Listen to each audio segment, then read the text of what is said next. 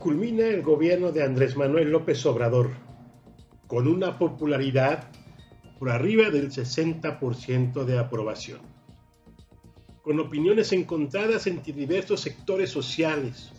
Unos están muy agradecidos porque fueron considerados en los programas sociales y porque por primera vez en 30 años el salario aumentó considerablemente, lo que generó beneficios en esos sectores de la población que siempre se sintieron excluidos, no considerados o simplemente ignorados por las administraciones del PRI y del PAN.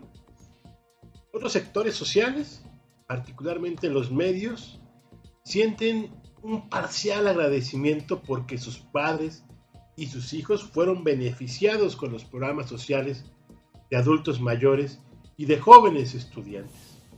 Y eso les quitó cierta preocupación.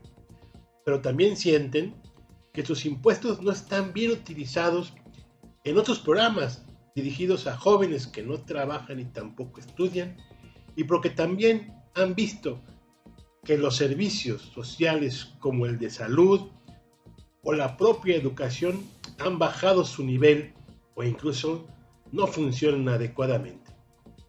Finalmente, el sector social de mayores ingresos en nuestro país están molestos porque consideran que los programas sociales son paternalistas y que no se requiere que les cobren los impuestos para esos programas porque en realidad no combaten la pobreza, sino que generan clientela y sienten también que sus privilegios se han venido reduciendo en los últimos años.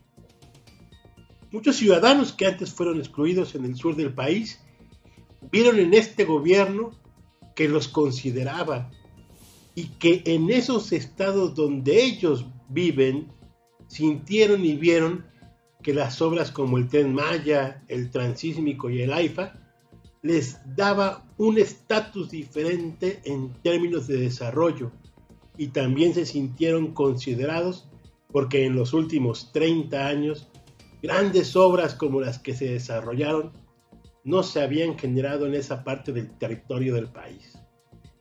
Todo se llevaba al norte o al centro, pero el sur olvidado fue considerado e incluso muchos de sus ciudadanos contribuyeron en las obras como trabajadores y eso les generó una percepción positiva también de esta administración.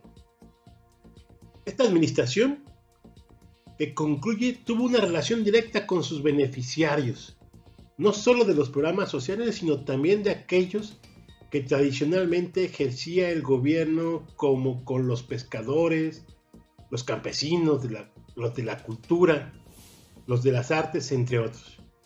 Ya que extinguió a los intermediarios y ya no eran las organizaciones campesinas, pesqueras, los colectivos culturales, los que a través de ellos se entregaban recursos para proyectos productivos, sino que fue directamente el gobierno quien se los entregaba. Y por estas organizaciones también resultaron afectadas. Y los beneficiarios también se sintieron agradecidos con la forma particular de gobernar de Andrés Manuel López Obrador, en el que rompió con las y los intermediarios para ser él, no su gobierno, sino él, el proveedor de sus recursos, porque incluso sus secretarios de Estado solo tenían voz en las conferencias mañaneras y pocas veces daban conferencia presa para informar de sus ejercicios gubernamentales. También cambió la forma de comunicar e implementó su forma de comunicar. Solamente había una forma de comunicar y era la del presidente, desde las mañaneras. Más allá no había más comunicación y quien ponía la agenda política, económica, social y electoral era el presidente de la República. Esta administración que concluye construyó un discurso dirigido a los sectores medios y bajos de la sociedad mexicana. Identificó con claridad quiénes eran sus adversarios políticos, económicos, sociales, culturales e internacionales. Y se dedicó a repetirlo mañanera tras mañanera, sembrando en esos sectores los mensajes claros de que este gobierno y el presidente eran sus defensores y que las políticas que se desarrollaban eran en su beneficio. Su retórica fue tan simple que era identificable en esos sectores que los empoderó y son los más fieles defensores del gobierno y los más fieles obradoristas.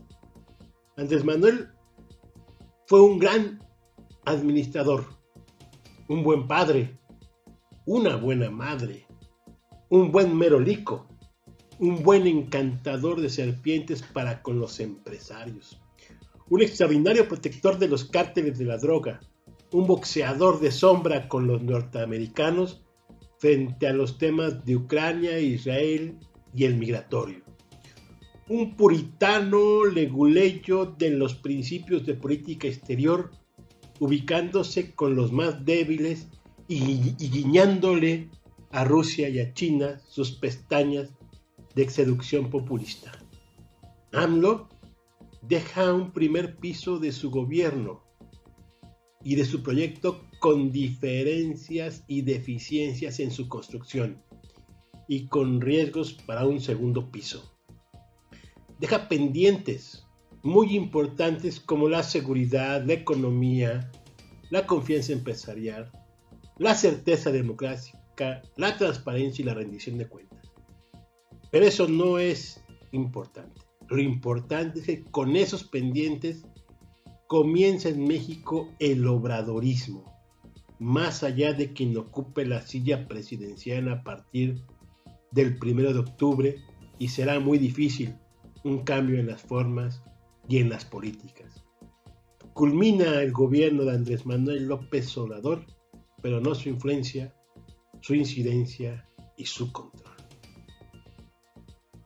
Nota de protesta. Nos faltan 43, que no se nos olvide. 2 de octubre no se olvida. Libertad y democracia en Nicaragua y Venezuela. Fin al genocidio en Gaza.